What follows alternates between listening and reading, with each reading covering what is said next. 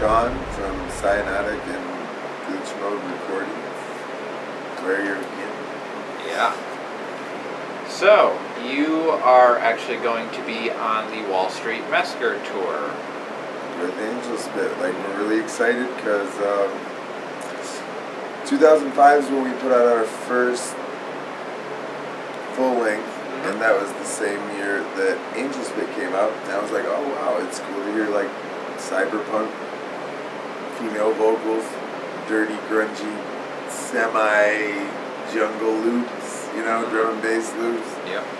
And guitars, we're like, oh wow, it's like what we're doing, but with the addition of a female that can sell it. Like not, you know, just a couple of... Did you ever try to get your voice up there? No. Keep going.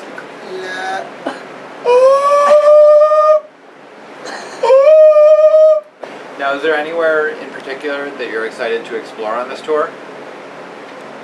Oh, geez. It's going to be interesting to see some of these weird places in Canada we've never played, because we've been through the places in Canada that matter.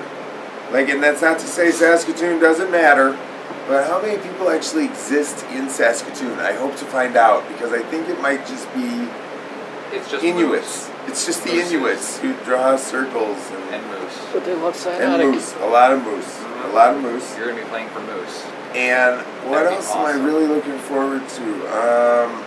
Definitely Seattle, because we'll have our friend JP out from Rabbit Chunk. Chicago, we're ending the tour. That's always good at Reggie's. That's the last place I saw Angel Spit. So that'll be fitting. Mesa, Arizona, and that's not because COMA.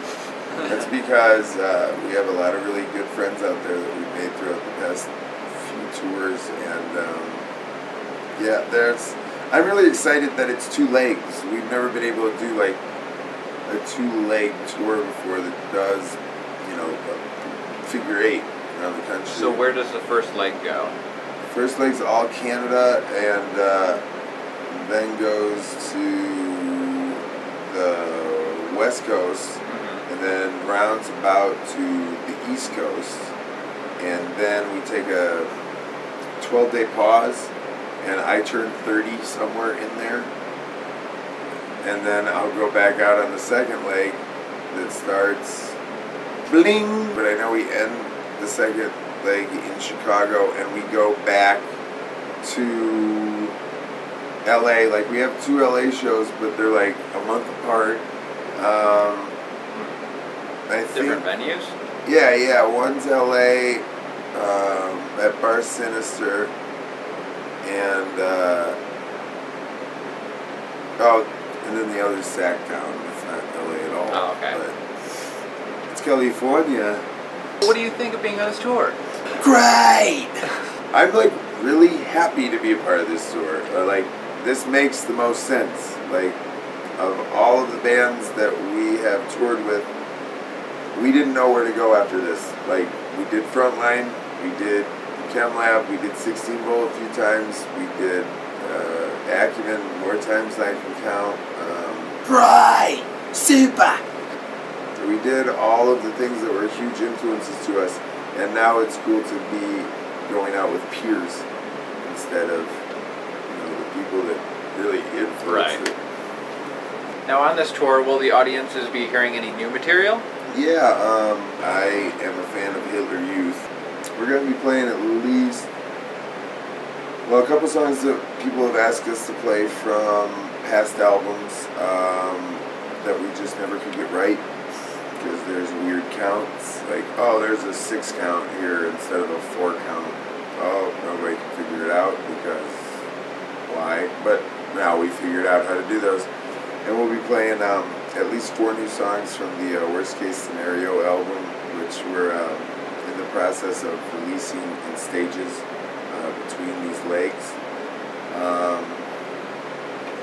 So yeah, we'll be doing a mishmash of all the stuff that people always ask us to play, and things that people have asked us to play for 9 years that we've never even tried. And a couple new songs that I'm really excited about from the album. In October. It'll definitely be out in a fragment of one of four, and yeah, that was long and drawn out at the end. Whatever. Yeah, make it awkward, Sean.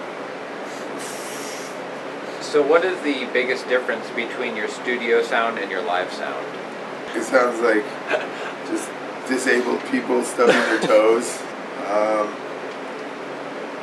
There's too much guitar live, and there's live drums live, and there's none of those on these. I always try and keep the guitars level with the electronics or under the electronics, where a lot of like bands like to spike them and bury their loops and cool noises. I was never a big fan of that. I was always a fan of that guitar adding that extra abrasive texture and not making it a metal band with a drum machine. So when we play live, I try to emphasize that we are part band, part machine.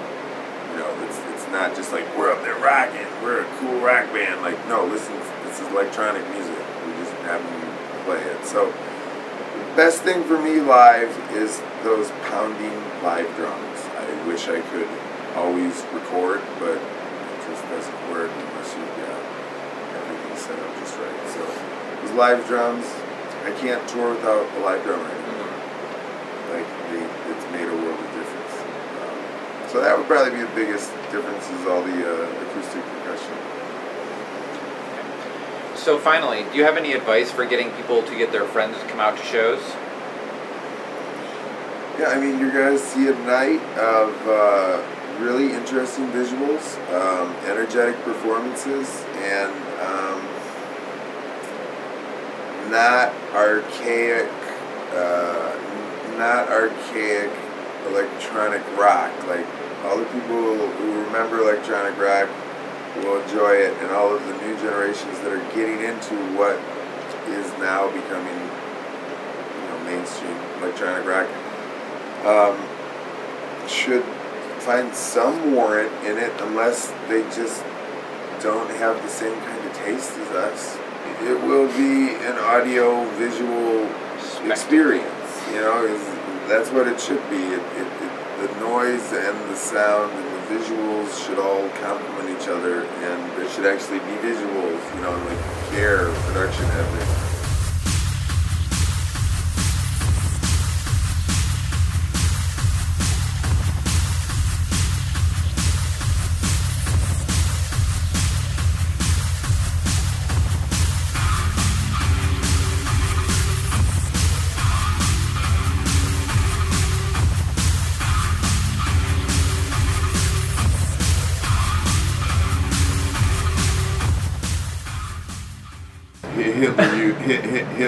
Hitler Youth. Don't they have a gas station? A dairy barn. I think you're off the tour.